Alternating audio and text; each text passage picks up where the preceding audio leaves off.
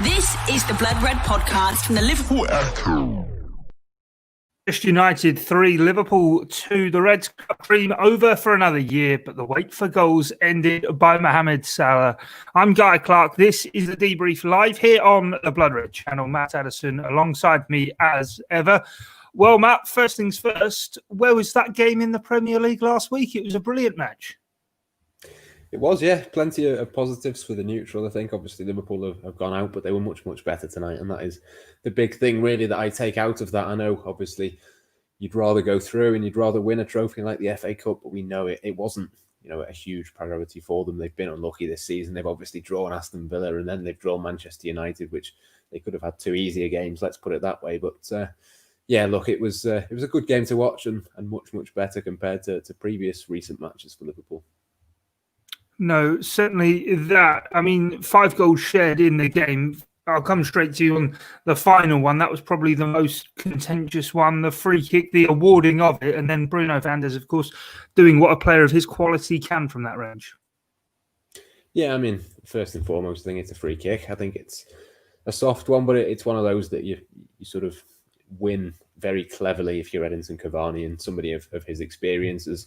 Just put his body on the line, drawn the foul, and Fabinho's got drawn. And I think it's probably another of those occasions, isn't it, really, where possibly in the middle of the pitch on the halfway line, it's one of those that probably Fabinho would still do it, but you probably don't notice it. It's only when it's on the edge of the box, like, what was it, against Sheffield United? Was it a penalty earlier this season from a very similar position where he just sort of puts his leg out and makes contact when he didn't really need to try and win that ball. But yeah, look, it was a free kick for me. I don't think there's any doubt about that. And as soon as you see Bruno Fernandes is over the ball, he is undoubtedly a world-class player. I think 28 goals, that is for him now in 12 months, which for a midfielder is unbelievable. I know there's a lot of penalties, there's a lot of free kicks in there, but it's one of those things. I mean, as soon as you see him standing over the ball, you think there's a good chance it might go in. I think one or two of the goals Alisson might be disappointed with. I think there's a chance that on another day he gets a hand to the free kick, for example. But yeah, no, it was a world-class finish. Defensively, it seemed as though Liverpool were very open tonight. The fullbacks really getting forward. Of course, that did play into Liverpool's hands in an attacking sense. 2 goals after this long wait for goals that has now been ended, albeit not in the Premier League. But it did therefore leave Fabinho, Reece Williams and even Thiago Alcantara quite exposed at times.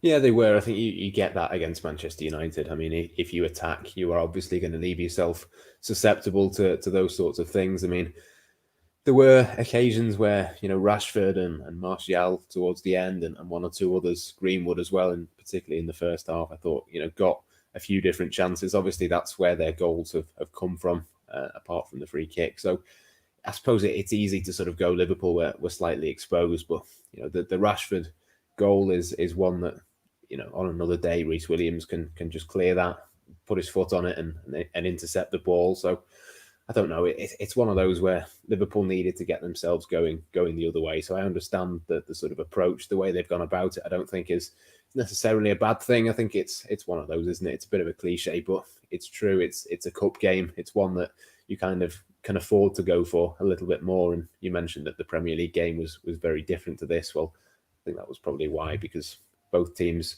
know that goal difference doesn't matter if you go out. Ultimately, one team is one very good team. It is going to be out of the competition at the end of the match, whether that was in normal time or extra time or whatever. But yeah, it was one of those where you could afford to go for it a little bit more today. I think both teams sort of did that when they had the opportunity. There was sort of periods of the game, wasn't there, maybe 15, 20-minute times where first it was Liverpool, then United, then Liverpool again, who was sort of in the ascendancy. And ultimately, it just came down to who took their chances, who was able to pounce on the little individual errors. And unfortunately for Liverpool, that was Manchester United. But as I say, much, much better from the Reds today.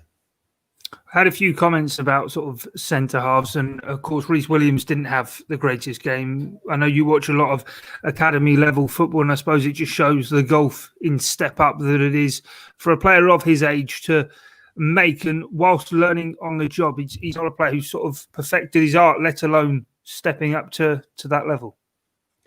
Yeah, there's a lot of responsibility on his shoulders. I mean, we've seen it this season already with young players. We know that all the sort of social media thing that happened with Nico Williams earlier in the season. The one thing you don't want is for people to sort of start doing that sort of thing again, because these performances, even though it's difficult at the time, we've seen it in the past with someone like Trent Alexander-Arnold at Old Trafford, for example. I think 3 or 4 years ago, Marcus Rashford gave him a torrid time, but you learn from that and you get better as a footballer. And I think that's the positive that you've got to take for somebody like Reece Williams today. Yes, he's made an error, and yes, it led to a goal, but look, it's one of those things that you have to be in those situations. You have to get those things wrong in order to improve and get better. I think the reason that Williams was in there rather than Nat Phillips is because he's slightly quicker. And obviously against a team like Manchester United, it's difficult enough to defend against them when you've got a bit of pace. But I think Nat Phillips would have been even more exposed on the day than what Williams was. And we know that Jordan Henderson had a slight injury, so he wasn't available. I think it pretty much sums up why, Henderson, when Matip hasn't been there and when there's not been any other options, when Henderson has been fit, he has played there. And I think the Rashford goal really sort of explained why that was the case, because even though he's not a natural centre-back, I think it's pretty obvious that you've got that extra experience. You just know when to drop off. You're not going to make a silly error like that and not going to drop any concentration. So, yeah, I think we found out a little bit about Reece Williams tonight, but I don't think it's anything that Jurgen Klopp wouldn't have been aware of, and certainly the player as well. It can only be a good thing going forward. So, look, it's just one of those things. He had to play there tonight. I'm pretty sure it'll be Joel Matip back on Thursday for Tottenham. The only reason he didn't play tonight was just to keep himself wrapped up in cotton wool, really. We know how susceptible he is to injuries, and it would have been daft to play him tonight. So, look, it's one of those things. Liverpool knew that going into the game that was the risk. I think the risk long-term has paid off because, as much as people are going to be probably a little bit harsh on Reece Williams tonight, you'd much rather that was the case than Matip plays, gets injured, and then you have to play Williams on Thursday. Let's move away then from, I suppose, the negativity of Liverpool being knocked out of the FA Cup and talk about the positives, the goals. Roberto Firmino laying on the first one for Mohamed Salah, and both of them great finishes from him.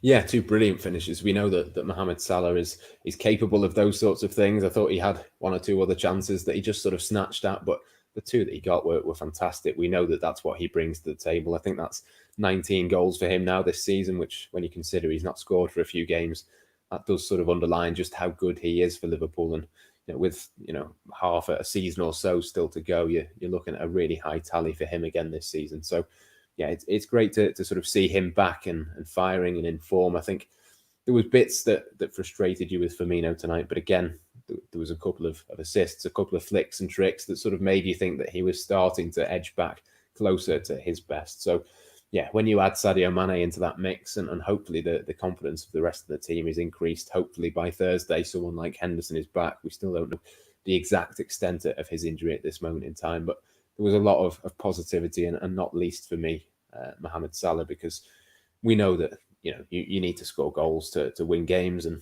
we know that if Liverpool are going to score goals, the chances are it's probably going to fall to Mohamed Salah to put the ball in the back of the net. So yeah, that was probably the biggest positive I think for me tonight was Mohamed Salah's general performance, but also the 2 finishes as well. I mean, Liverpool created chances, they were able to take them clinically when they did. That's something that we've come to take for granted really with Liverpool up until the last 4 or 5 matches. So yeah, hugely important for that to be the case, and hopefully that now is the start of a little run for Mohamed Salah where he can get a few goals over the next few games.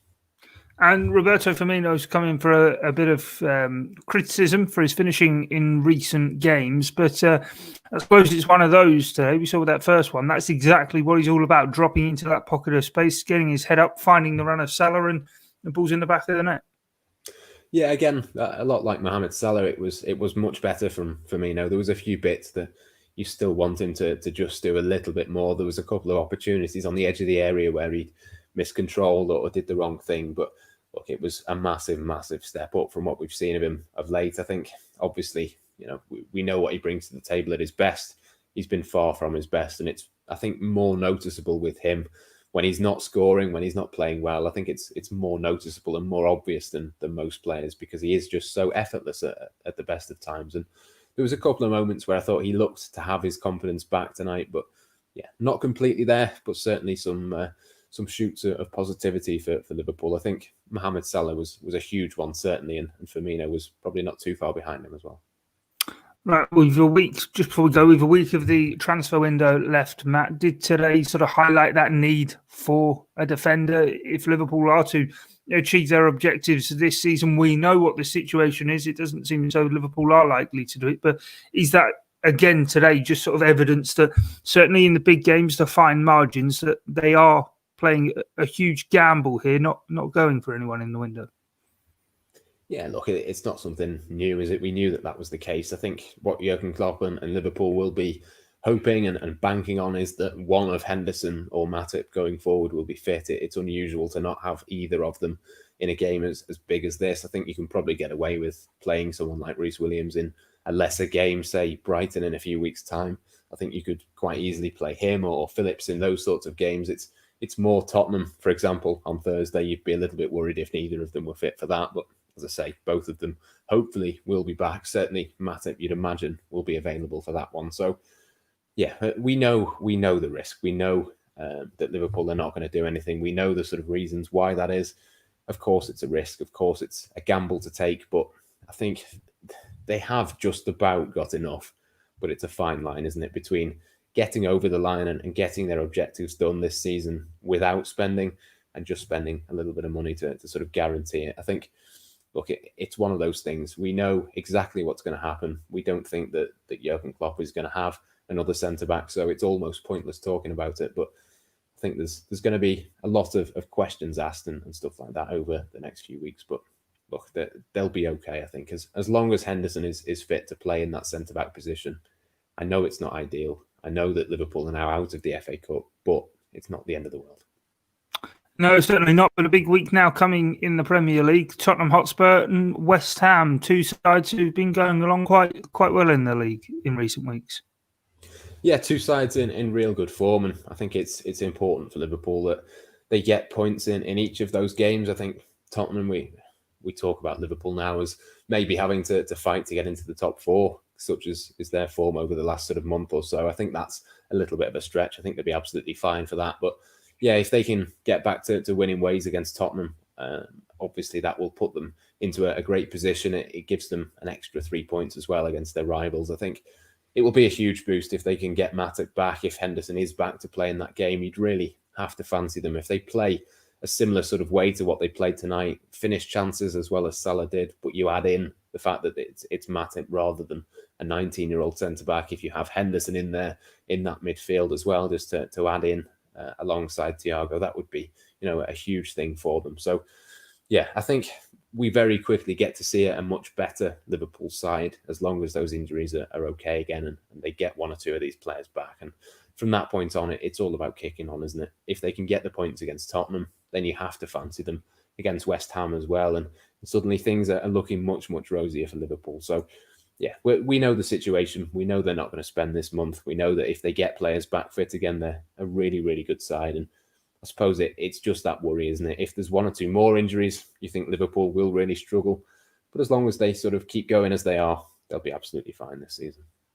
Nice, upbeat and positive way to finish the debrief here on the Blood Red channel. Jurgen Klopp's post-match press conference to follow. And don't forget, the Blood Red podcast will be with you tomorrow afternoon, really picking the bones out of the defeat at Old Trafford that has knocked Liverpool out of the FA Cup for this season, going down 3-2 at Old Trafford. But from myself, Guy Clark and Matt Addison, that's it from us here on the debrief. Thanks for your time and your company. It's bye for now. This is the Blood Red podcast from the Liverpool